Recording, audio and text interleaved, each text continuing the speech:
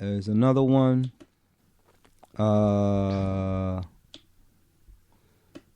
Actually, Steve Last did get some money as well. Building Block Technologies at 51 Highland Avenue in Maplewood. Printing flyers, business card, voter list, $78.91. You know that's Steve Latch, right? Mm-mm. Yeah, Building Block Technologies. And then there was Elizabeth Baker had 2 reimbursement for coffee refreshments and reimbursement for postage. And then That was exciting. Yeah, and then of course Party at the end. they print palm cards as well for $310 from Next Day Flyers. Then they had another one for printing campaign flyers, $537. Printing campaign flyers, rush charge, $155. No mailing fees? Yeah, there was mailing fees. Okay. USPS South Orange, EDDM mailing, 1025 South Orange, $841. So it's quite a bit. Sounds like the whole $4,000 right there. Yeah. Sounds like more than that, actually. It was more. It's more. They had one for $840, another one for $615.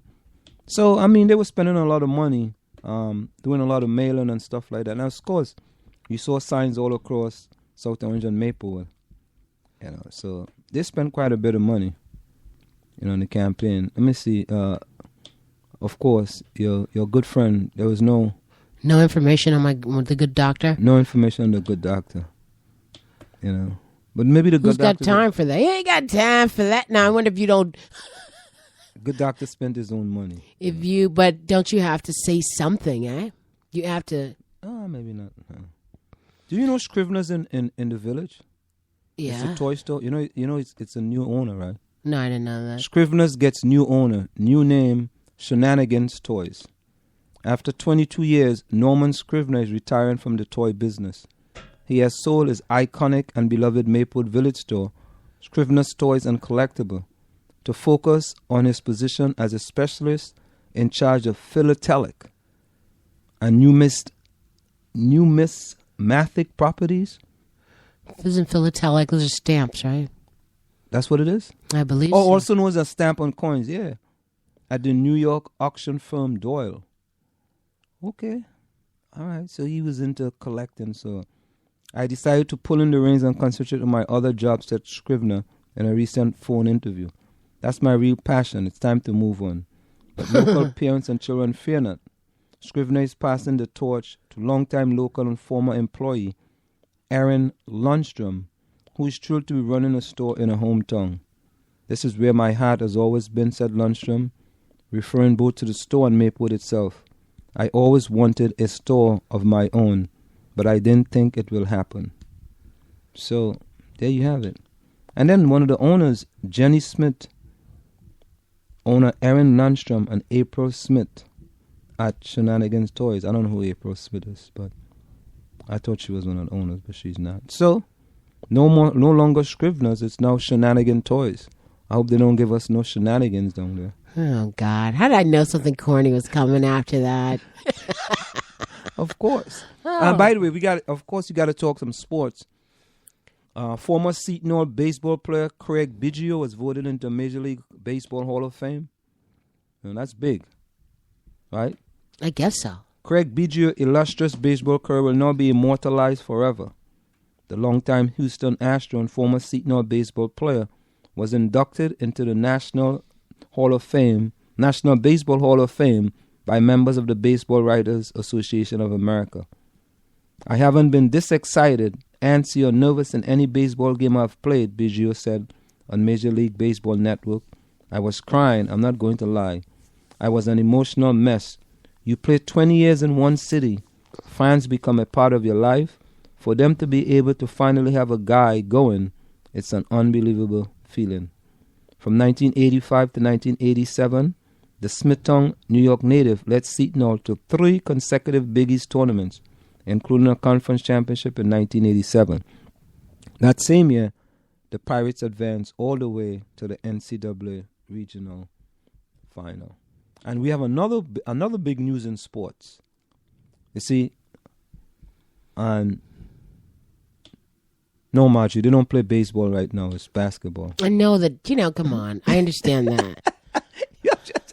it's kind of nice. That's all right. You can make sports jokes or non-sports jokes. I don't Non-sports care. jokes. I don't care. Sports is, well, I'm not going to say anything to offend people. Sports.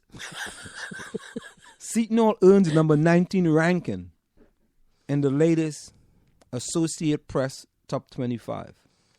Top 25 for basketball. Basketball, yeah, they're number 19. The only time Seton Hall has been ranked since the 2000 and 2001 season was a brief one-week stretch in January of 2012 that included a loss at South Florida in the first game since entering the top 25. That is no longer. The Hall picked up enough votes in today's poll for a number 19 spot, their highest ranking since January 2001.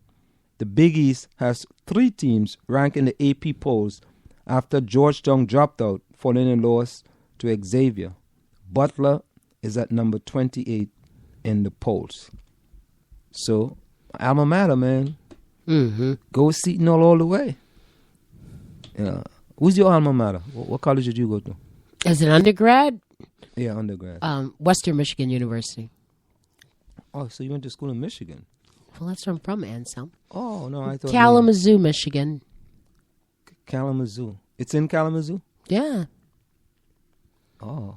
And not only did Seton Hall rank number 19, but the CBS Sports.com Player of the Week was another Seton Hall player, Sterling Gibbs. After leading his team to potentially program reviving wins over number 15 St. John's with 25 points and 8 assists, and number 6 Villanova with 20 points and 4 assists this past week, junior guard Sterling Gibbs has been named the CBS Sports.com Player of the Week. Expect a Big East Player of the Week honors to follow. The Hall has also been named Team of the Week by Rob Douster over at College Basketball Talk. So when's your next game? The next game is actually against Butler. Against Xavier. And that game is tomorrow. Previewing Xavier. Hall aiming for its first 3-0 start in the Big East since 1998-99. It's simple what's at stake for 12-2, 2-1-0 in the Big East Seton Hall on the trip to Xavier on Wednesday. A chance to have the best start in conference play in a decade and a half since 1998-99. Tommy Amaker team with a young Shaheen Holloway on it, who's now an assistant coach at Seton Hall. Before that, a PJ Colosimo coach team started 3-0, then won the Big East tournament in 1992-93. Wednesday is also a chance for Seton Hall to hold on to their number 9 ranking, unlike what happened when they received a top 25 spot in 2012 and then traveled and lost to South Florida, a debacle that has been in the back. Debacle. Well, we say debacle in Trinidad. Debacle. That has been in the back of the mind. You always try to throw it on Trinidad. Go ahead. It's all right. It's okay. We just pronounce it different than you guys. We spell honor Honor. Okay, that's the British way. They spell honor Honor. I understand that. Answer. So but that doesn't make honor or honor. I mean, it's not. Yeah, you gotta. How do you? What's the difference between a boy and a buoy? We say boy. We don't say buoy. I've never heard anybody say boy. Never say boy? I just heard. I thought it was pronounced as a boy. No, we say buoy. Oh, well, you're saying it wrong then. But we normally use the American version and say boy. We call B-O-Y and B-U-O-Y. Okay, go ahead. Anyway. So you know what? I need you to go to a break so you can fix my computer here. Because I can't hand it to you while you're talking. Yeah, but what's the next major item you got going on there? Well, we got that from MapleWoodian.com. I mean, there's in local news. There wasn't really much in local news, but that's I think a good thing. No news is good news. Well, I think the big thing is that that Board of Education shake up, they will call it. You will never think that Beth Doherty will lose a position as president. Well, we all have to lose at some point. Huh? We'd all have to go at some point. You mean That's interesting, though. That's interesting. Very interesting. So let me ask you a question. Yes, sir. Say you had run for the Board of Education and you had won. Who would you have voted for? I thought about that. Who would you have voted for?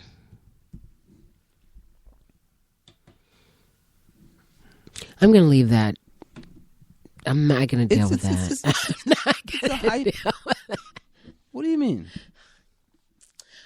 There are people who are independent, and there are people who have. Don't make this into a science. I have to turn to a political science lesson. Make this into a science. That there are people who are independent, and there are people who have an ideological bent. So they see everything in an ideological way. Doesn't matter what it is. So if you are left wing, you see everything in that way. If you voted with Donna Smith and them, you voting for Levelin. I would not have voted in the same way that Donna Smith voted. I just doubt that. I doubt that because I've met her constituents. I know her. She's become so then you wouldn't vote. You wouldn't have voted for Wayne Eastman then? No, I would not have. Okay, that's. So you might have been the swing vote. But if it was me, then it would have been a swing vote. It still would have. No, Joanna could have been one of the four. I would have replaced Donna Smith had I run. So. Yeah, you would have been a swing vote. You would have voted with Beth Doherty. It would have been 4-4. There must be some reason that these others are not crazy about her, though. But the other people, Wayne, he's okay for a human being to some degree. I mean, to listen to him as the president, that would not have been an easy thing. But, who knows what's going on when they're in these chambers together and how they discuss things. But I've just not heard good things about Beth, within that situation. This is what I say. This is all I say. They can change the president, change the vice president, change the first vice president. What's going to change? At the end of the day, right? What's going to be different? What are they going to do different than they have done in the past? Well, hopefully they'll vote on policies in a different way. So this is all about policy making. So, whatever the policy that is up for discussion at that time, they could vote for it or vote it down. Right, so they can change policy. Yeah. So they can decide if they want to change the track. And you're saying that you don't think any policy is going to get changed as a result. You don't think anything revolutionary or dramatic or significant is They just rubber stamp people. Rubber stamp. For whom now? Status quo. For the status quo. They don't want to. If they had it their way, they would have left the system just the way it is. With two schools, separate and unequal. They've been okay with them. Because to be honest with you, it's not affecting most of their kids. Either the kids might be out of the system, they've already graduated. So you're saying that people only do things for their own personal benefit? Oh, absolutely. You think so? Absolutely. You can't funny. say that. Let me give you a story. Oh, God. While you're giving me this story, okay. Let me give you the story.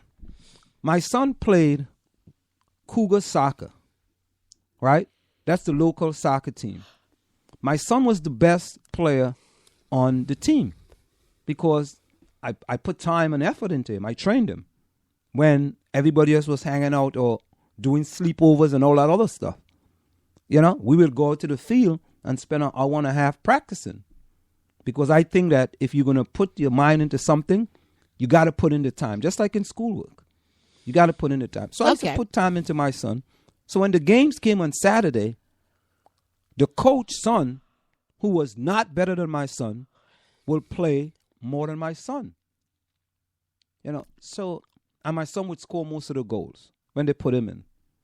So one day I went to the coach. I got fed up one day. I went to the coach and I said, Coach, can I ask you a question? Because I'm not sure if I got this right. My son is the best on the team, and your son plays more than my son. I said, help me here. I'm sorry. No, help. Go ahead. Help me.